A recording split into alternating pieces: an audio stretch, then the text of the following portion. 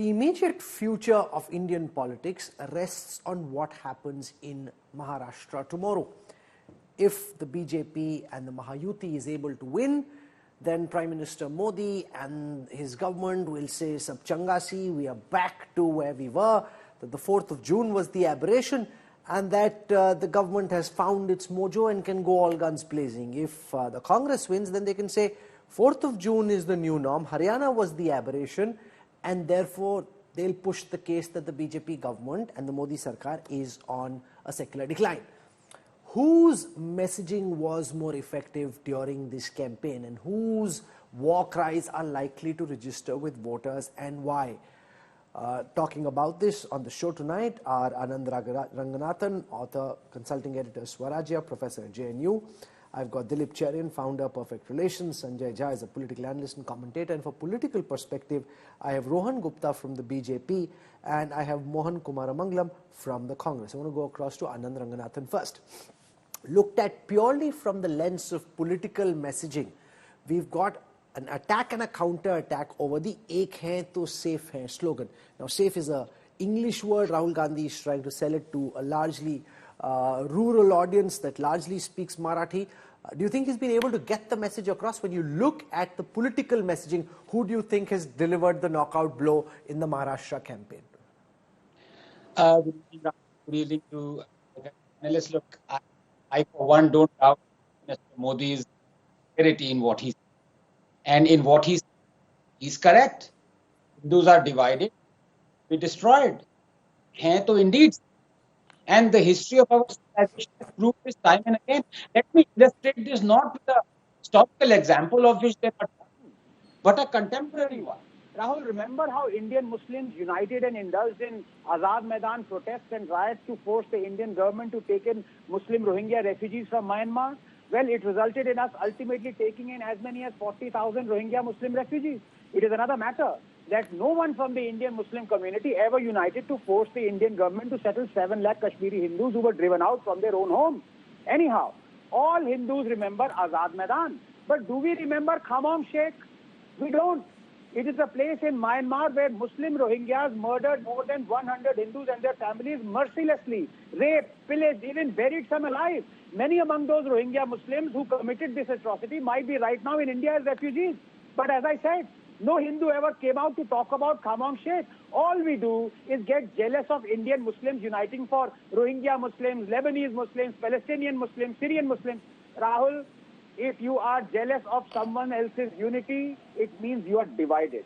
So our fate is sealed. But then I ask Prime Minister Narendra Modi, was the Kashmiri Hindu genocide in Kashmir because of Hindu disunity? Fact is, we weren't safe even when we were united. Simple truth is, Hindus unite to choose a government that promised to work for their interests. They united not once, not twice, but 3 times. But what has the government done except give patronizing lectures? Has the BJP government constructed detention centers this side of the Indo-Bangladesh border to allow tens of thousands of persecuted Hindus fleeing the genocide in Bangladesh and standing in chest-high waters of Pisa pleading to be let in? No. Has the constitutional, legal, educational, social discrimination against the Hindus ended? Far from it. Has the BJP government removed exclusive state control on 1 lakh Hindu temples, something that would have allowed Hindus to construct thousands of Hindu schools and hospitals to prevent lakhs of Hindus leaving the fold of Hinduism in the face of incentives given by other religions? No. Has the BJP government decoupled RTE from the 93rd Amendment that forces only Hindu-run schools to give 25% to EVS for reservation, something that has resulted in thousands of only Hindu schools being shut down? No. Has this BJP government abrogated the draconian Waqf Act that has resulted in thousands of acres of Hindu land, including a Hindu temple that is 1,500-year-old being covered? No. Has the BJP government abrogated the Place of Worship Act that bars Hindus to reclaim their own demolished temples? No. Has the BJP government resettled 7 lakh Kashmiri Hindus in their own land? No. Rahul, just 30 seconds. Yes, the Congress is anti-Hindu. We know that. Quote, the responsibility for communal peace rests on the majority community, that is the Hindus. If there is a breach of this peace, I would start with the presumption that it has been caused by the Hindu communal elements, unquote. Who said this? Jawaharlal Nehru in 1959, and this is the same psyche that had the Congress in 2009 about to enact a law where only the Hindus would have been held guilty in a communal riot even if they were in a minority. The fact is, Question is not to the Congress. Question is to you, Modi ji and the BJP. Why are Hindus who united to put you in power, not once, not twice, but 3 times, still unsafe? Why? Okay, Sanjay Jha, let's stick to the messaging. As far as communication goes, ek hai to safe hai, and a couple of things strike me. One, safe in the way that Rahul Gandhi is trying to use the word safe. You know, most people say tijori, and that's how they perceive it. He's trying to use an English word to try and sell it to a largely rural state. Do you think he's been able to deliver, or would you concede that the Mahayuti has been more on point? It may be brutal in terms of saying batenge to katenge, and you can have objections to the tonality and the language, but have they been able to get their message across? Rahul, good evening. I know we are discussing Maharashtra, but I think it's very important to juxtapose what was done by the BJP in Jharkhand for the benefit of your viewers who may not be aware. And may I request all the viewers of your very popular and very respected program in India Today to kindly Google the BJP's ad campaign for Jharkhand. Extremely vicious, extremely communal, frankly anti-national, because Muslims, to the best of my knowledge, are part of India, right? 200 million Muslims in this country, they vote. They have Aadhaar cards, they have voting cards. And I am astonished and surprised at the vulgarity of the BJP that ran that campaign. And somewhere during this program, that is something that the BJP and their many cheerleaders here will have to answer that question. Here is my point. I live in Maharashtra, and I'll tell you why I'm agitated here today. Because I don't want the BJP to bring their extremely crude, cheap, and divisive politics that they practice in different states and foolishly believe that it will work in Maharashtra. This is a state that, by the way, has Jyotiba Phule as one of its great icons. Let's not forget Dr. Ambedkar. People whom the BJP does not intrinsically and inherently respect. And let me tell you why, Rahul, this will boomerang. And I can't wait for the 23rd of November, because you have Ajit Pawar, a member of the Mahajhuti Alliance. You have Pankaja Munde of the BJP. You have Nitin Gadkari of the BJP. You have Ashok Chavan now of the BJP, who have said that this extremely crude attempt at dividing Maharashtra is not going to work. Can you imagine, Rahul, how embarrassing it is for Narendra Modi, for long considered to be the big trump card of the BJP, to be told by Ajit Pawar, please do not campaign in the... Let me hold that thought and get Rohan Gupta to respond, because I interviewed Ajit Pawar. And this is what he said: I don't agree with this batenge to katenge business. It doesn't sit well with our voters. Others from the BJP, like Ashok Chavan, Pankaja Munde, have in different ways voiced their differences as well. Maharashtra isn't, typically been like an Uttar Pradesh, which is easy to polarize. Sanjay Jha making the argument that instead of proving to be a vote getter, this could be a weak point in your Achilles' heels. Rahul, basically, when you talk from communication viewpoint, when opposition reacts on your slogan, it means you are winning. If it is not making impact, the opposition will not react. And when you talk about ek hai to safe hai, this is not against anybody. It's about the mindset. My friend Sanjay Jha is here. I'm sorry to say that when he's talking about Jharkhand, he has forgotten the statement of Mr. Ghulam Ahmad Mir of Congress Party, who says कि हम तो 450 का cylinder घुसपैठियों को भी देंगे. Don't you feel that is shameful? And Rahul, this is not a mistake. This is the mindset they have to come out of it. Whole election I was in Jharkhand. This घुसपैठिया issue, this inflated issue is a serious issue.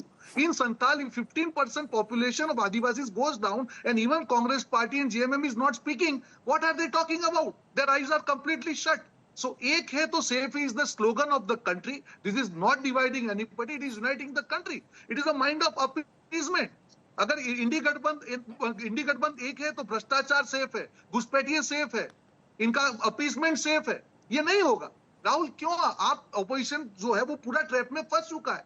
Modi ji ने पूरे देश को एक रहने की बात की है, देश को बंटना नहीं है, ये बात का है. अगर आपके माइंड में अपीसमेंट है, अगर आपके माइंड में घुसपैठिए है, बोलते हैं कि जिसकी आंखें पीली उसको सब पीला दिखता है. So that is what has happened, and they are in Mohan Kumaramangalam, this was the BJP slogan. The Congress is reacting to it and making it the pivot of their campaign. The BJP says this is our victory. We gave the slogan. You're copying it, trying to turn a spin on it. But we set the message, we set the narrative, and everybody's basically reacting, and therefore we've struck home harder. Rahul, first of all, I don't think whatever the Congress did in terms of safe, showing the Tijori as a safe, is actually the pivot of our campaign. And from what I've heard of the Maharashtra elections on the ground, each election is being fought very close. Local issues have started to matter a lot more. And frankly, in developed states like Maharashtra, like even my home state of Tamil Nadu, no matter how much BJP has tried to polarize the electorate with the, slogans like batenge to katenge, or with slogans like ek hai to safe hai, it hasn't worked. And I don't think it's going to work in Maharashtra at all as well.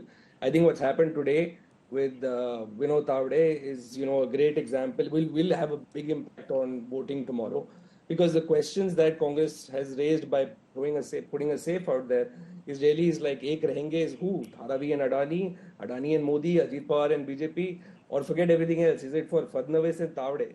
Because as you've heard, that the person who caught Tavde said that he was actually tipped off by the BJP himself.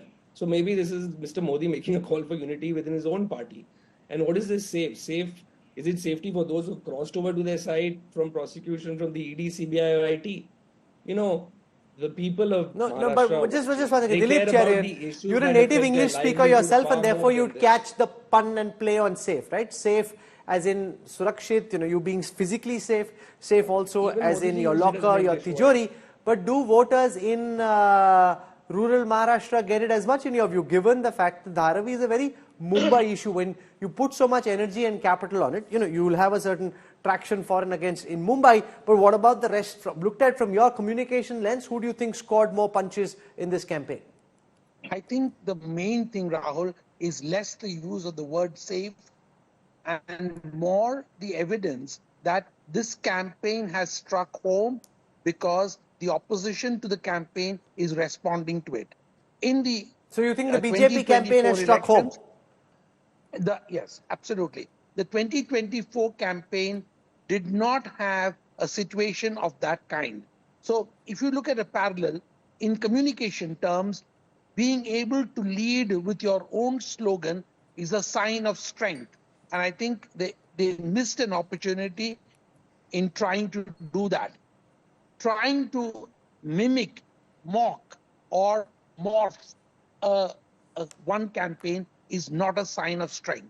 Second, you have to recognize that Maharashtra is a fairly advanced state in terms of economics. And the slogan that would have worked there would have something to draw out the aspirations of the young and convince the unemployed that there was a better future with a different government. And I think that that's an opportunity that perhaps has been missed by both parties. The BJP, because it wants to linger on the issue of communalism, and the Congress, because it doesn't want to focus on the issue of a future. If it had done that, those campaigns and those slogans would have had much greater impact. I think the divisive impact is not going to be as high, but the fact that the Congress has chosen to respond to it in terms of someone who's done multiple political campaigns across the country is not something that I would have recommended. Okay, let Mohan Kumar Mangalam respond. Now, Dilip Cherian is as good a communications guru as any in this country. He's also worked with different political parties. He's saying reacting to the BJP's campaign is a key mistake. You're giving them the limelight and the mind share. So, as much respect as I have for Dr. Cherian or Mr. Dilip Cherian here, I would say that this particular retort by the Congress party on being out as safe is really not the pivot of our campaign, so to speak. We've had a number of things we've talked about in terms of giving relief to the poor, in terms of schemes that we'll bring for the unemployed. And all of those seem to have gotten washed away by this one particular slogan that you're pointing at. I don't think that's the case. I'll repeat, you'll see when the results come out, that this election is not going to be fought on over the air, above the line sort of sloganeering, but on local issues in every constituency. You will see that when the results come out. Okay. Which is a good thing. Professor Anand Ranganathan, Maharashtra, unlike say in Uttar Pradesh, hasn't been known in recent elections to polarize around communal line. There have been other issues, agrarian distress, the Maratha agitation. In Mumbai, the slogan may have traction, but do you think in the rest of Maharashtra it has as much traction? A couple of points out here, Rahul, if I may. I have tremendous respect for Mr. Kumaramangalam, very erudite and makes very logical points, but I like to rebut him on 2 points. Number one, it's not that the safe, I think it's quite clever, the play on the word safe. You might be right that it may not resonate with a lot of voters who wouldn't understand what safe actually means in English. But the fact of the matter is, they would not, this doesn't appeal, this trick doesn't appeal to the voters because it is drowning in rank hypocrisy. I mean, the same Adani that Rahul Gandhi has previously called the symbol of corruption and out here is saying he's intensely corrupt. That same Adani had been doing projects worth 85,000 crores in Congress-ruled erstwhile states of Rajasthan and Chhattisgarh. And still, in Congress-ruled Telangana state, he is going around on a MOU signing spree with Mr. Revanth Reddy. So, if he is corrupt, then how on earth is he still being employed and used by the Congress? So, this is rank hypocrisy of the highest That's order. an important point that Anand Ranganathan makes. Let Sanjay Jha respond to it. You've got the likes of Revanth Reddy, star Congress Chief Minister in Telangana, laying out the red carpet. In fact, I was at Davos when that meeting happened.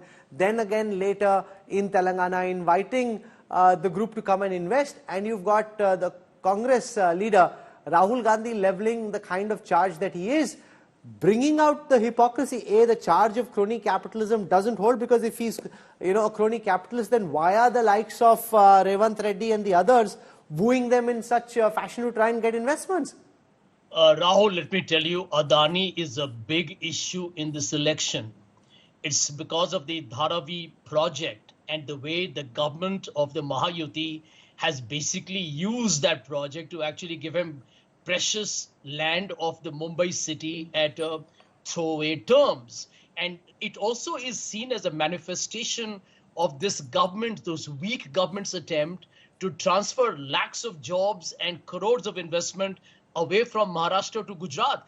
These are fundamental issues. Let me just comment on what my friend Dilip Cherian mentioned. I completely agree with what Mohan said. We can discuss all the campaign and all their hype, but the truth is, I live here, so I'm going to tell you that the issues in Maharashtra are unemployment, raging food inflation.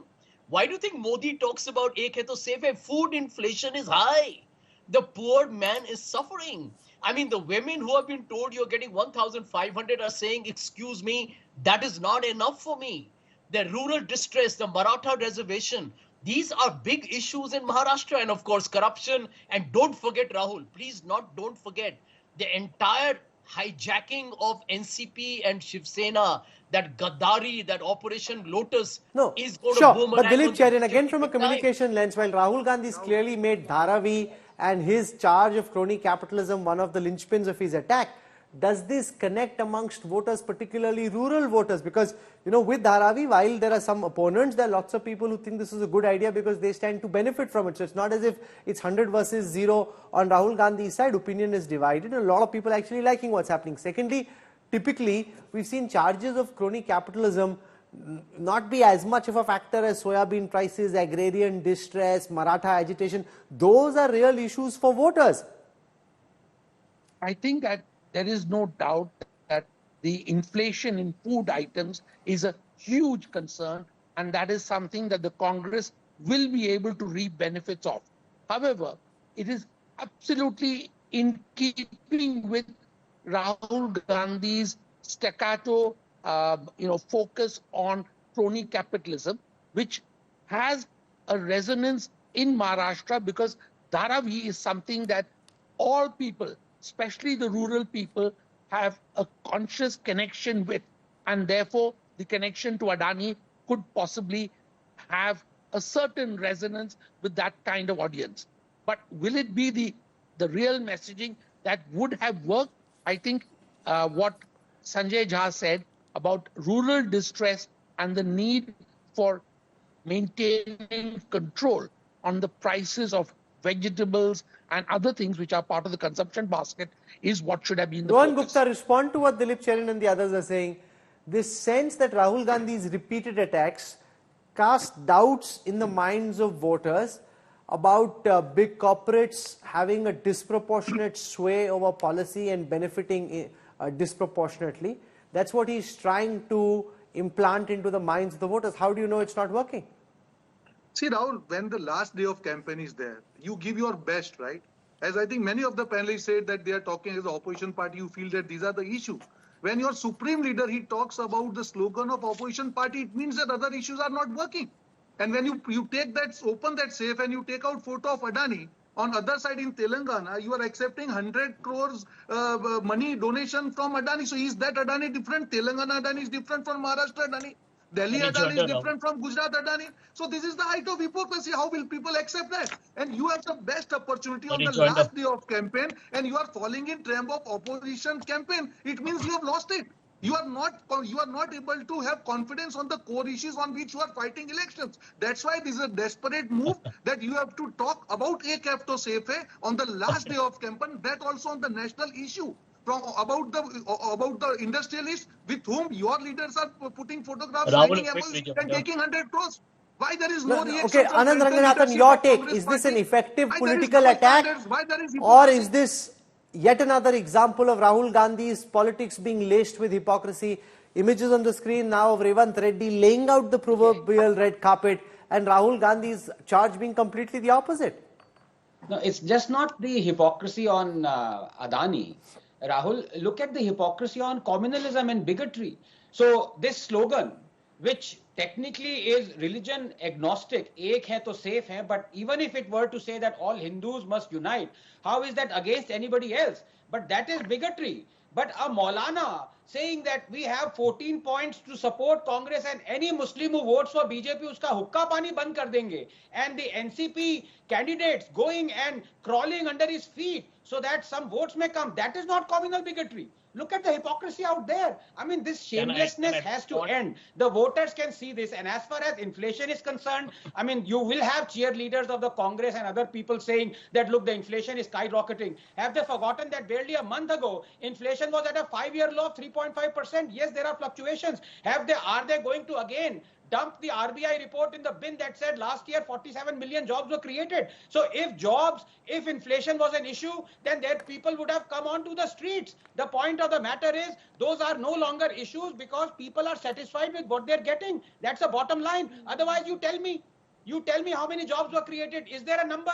You tell me what the inflation was 1 month ago. Is there a number? Okay. You don't believe the government figures. You don't believe anybody else's figure. You only believe your figures. I mean, come on. Let me take our viewers through the story that Anand Ranganathan is talking about. The face of the Samajwadi Party in Maharashtra, Abu Azmi, is meeting with Islamist cleric Salman Azhari ahead of the Maharashtra Assembly polls, has triggered a big political controversy.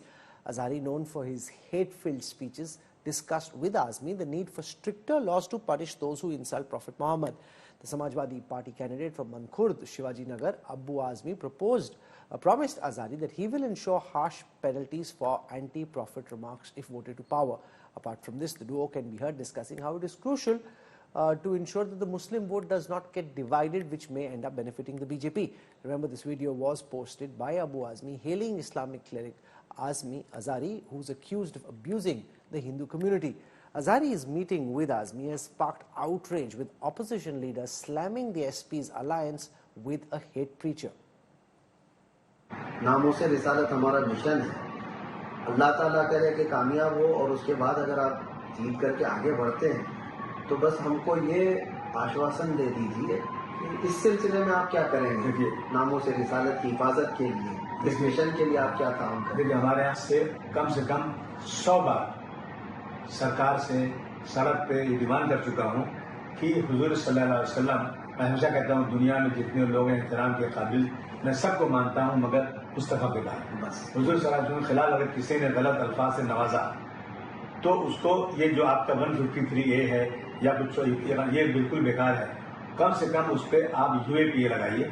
और अगर मेरा manifesto आप देखेंगे, मैं तो आज आपसे मिल रहा हूँ ना, मेरा मैनिफेस्टो 20 दिन पहले बन चुका है। उसमें पहली जो मेरी मांग है कि मैं अगर सत्ता में आया, पावर में आया, तो मैं सत्ता पक्ष से उसमें एक कानून जरूर बनवाना चाहूंगा कि जो जिन्होंने भी हुजूर सल्लल्लाहु अलैहि वसल्लम के खिलाफ कुरान शरीफ जलाने का या फिर गाली देने का ऐसी चीजें आई ना, तो उसको UAPA के कानून में बंद किया जाए। ये सब। Okay, so let me put this question to Mohan Kumara Mangalam, You know, Samajwadi Party, an ally of the Congress in the Mahavikas Agadi, its key face goes meets a known hate preacher. You know, this is not very good politics. When this kind of optics happens, that's when there's typically a counter consolidation. I have to agree with you, Rahul. I think it makes no sense for him to go or even talk the things he has from what you have shown me. I don't know enough about the cleric you're speaking about to say whether he is a hate preacher or not, so I can't comment on that. But I think things like imposing UAPA for insulting the Prophet is just that kind of talk doesn't make sense to me, frankly. I will say, however, that please do not try and draw an analogy between one MLA from the Alliance Party going and talking, who basically is the only representative I think that SP has in Maharashtra, going and talking to a cleric, to the Prime Minister of this country, saying that, and he meant it specifically for the Hindu religion. I want to correct Dr. Ranganathan here when he said that it was religion agnostic, because he referred to castes which really only exist in the Hindu religion, as he mentioned it, and said that, don't get divided along caste lines, stay together. And he was talking to the Hindu religion, and it followed from Yogi Adityanath's own batenge to katenge. So it was very, very obviously communal. It was very obviously a dog whistle. There's no Let Ron Gupta there, come in on this. right? He's saying that Abu Azmi is not the India alliance in Maharashtra. It's one isolated MLA candidate, and that this is not the alliance's view, and he shouldn't have done this. How can you say that? He is fighting as an India alliance. How can you say that he is not important? He is important. He is the state leader of, chief of SP. How can you say that he is not important? He is the same guy. He said that Bagport should get rent from the parliament. The land of parliament belongs to Bagport. How can you ignore such things? You cannot. You need to understand that people of this country, they are smart enough. And these are the messages. When you talk about minority appeasement, this is not communal. And when anybody talks about Hindu unity, that is communal. I think this is the height of hypocrisy. And again, taking interference from what Mr. Modi said, that is the loss of face for opposition. Because Modi ji ने कहा ही नहीं है किसी को, आप अगर हिंदू को जाति में बांटेंगे और मुस्लिम तुष्टीकरण करेंगे तो देश रिएक्ट करेगा, उसमें क्या गलत है? अगर अबू आजमी ये बोल सकता है कि माइनॉरिटी, एमआईएम बोल सकता है कि हमको सबको इकट्ठा होना है, अगर कोई बोलेगा कि हिंदू को नहीं बंटना है तो उसमें ये कहां से नफरत हो गई? ये किसके खिलाफ हो गया? क्या माइनॉरिटी के खिलाफ बोला गया? कहा गया नहीं हम मुसलमानों के खिलाफ का एक भी स्टेटमेंट मुझे दिखाइए. So I think this is the height of hypocrisy. आप डिवाइड करें तो ठीक है, रिजर्वेशन के नाम पे डिवाइड करें तो ठीक है, संविधान के नाम पे करें तो ठीक है. This is not acceptable. Either you talk on the issue of governance or you talk on the issue of communalism. You cannot do both things. You cannot do things at the time when you want something favorable to you, take in your favor, and the Prime Minister of this country, why are you appealing to only one community? You tell me where Mr. Modi has said AK to safe place for Hindu. You tell me one speech. I'm ready to talks about splitting people along caste. Who do you think he's referring to? Okay, so both Anand Ranganathan, final words before I wrap this up. We can be shameless, we are not brainless. Of all the tutu meme, the back and forth that we've seen on the political battlefield, what do you think will matter most when voters go out and cast their mandate in Maharashtra and what's left of Jharkhand? Very quickly, first of all, I applaud Mr. Kumaramangalam for coming out and saying what needs to be said, castigating that Maulana for asking for UAP or some other things, or Abu Azmi in fact, because free speech has to be cherished in this country, whatever little is left of it. So thank you for saying that. But you were technically wrong when you said Islam. Modi was talking only of Hindus because Muslims do not have caste. You could not be more wrong, but anyway, that's besides the point. Look, Rahul, in 10 seconds, let me tell you the issues that matter will matter. It's not batenge ya katenge ya ek hai ki safe hai. It is unfortunately the freebies that have gone haywire that are going to win elections in Maharashtra. You're thinking freebies are going to win elections? There are two aspects on the freebies. One, that both alliances are promising freebies, and the MB one has also already delivered. One is delivered. You've got cash in hand, which is always better than cash in the bush, but you've got the bird in the bush promising even bigger freebies, and you've got the reality that there has been creeping inflation of late, which kind of negates some of the positivity from the freebies. Here's the thing. if any of these pundits or anybody else at this time, netas and non-netas included, think they know what's happening in Maharashtra or even in Jharkhand, the fact is they don't. This is an exciting election, which is why you need to keep coming back to India today to track what's happening. We can't predict how this match will end, neither will we pretend to, but what we can do is ensure that you will get the best ball by ball, moment by moment commentary. I'm told in a short while from now, the BJP is planning a big press conference where they're looking to turn the tables on the India alliance on the issue of the cash haul with Vinod Thavade. So they claim they've got some explosive, damning allegations. So there'll be lots of fire, counter fire happening all through the night. And we'll be here to give you the best ringside view. Let the best man, woman win. Thank you for tuning in. I'll see you tomorrow.